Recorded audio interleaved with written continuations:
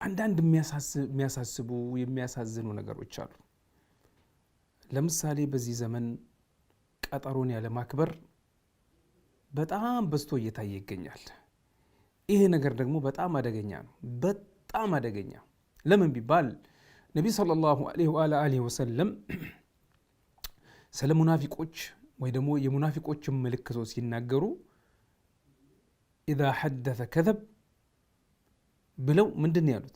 ወኢዛ ዋዐደ አኽለፍ፣ ቀጠሮ ከሰጠ ቀጠሮውን ምን ያደርጋል? ያበላሻል። ወይ ይዘገያል፣ ወይ ይቆያል፣ ወይ አይመጣም፣ ወይ ረሳው ይላል፣ ወይ የማይባሉ ነገሮች የሉ። በዚህ ዘመን ብዙ ሰዎች በዚህ በሽታ ተለክፈዋል። አረ ተጠንቀቅ፣ አረ አላህን ፍራ፣ አረ እኔ ከራሴ ጀምሬ እንግዲህ ይህንን ነገር እኮ ሳወራ እነዚህ ማወራቸው እነዚህ ነገሮች ለራሴም ለሁላችንም ነው። እንጠንቀቅ፣ አላህን እንፍራ፣ ቀጠሮ አክባሪዎች እንሁን።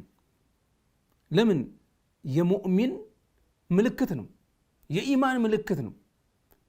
ልብ በሉ፣ አንድ ነገር በሙናፊቅነት ደረጃ የሚፈረጅ ከሙናፊቅ ምልክቶች ከሆነ ያ ምልክቶችን የሚያሽር ወይ ደግሞ እንዲሻር ማድረግ የምሰራው ስራ ከሆነ ከሙእሚኖች ነው ማለት ነው። ሙእሚን ሁሌም ቀጠሮ አክባሪ ነው። ኢስላም ደግሞ መልካም ስነ ምግባሮችን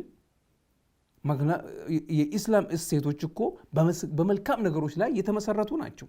ከነዚህ መካከል ቀጠሮ ማክበር ነው።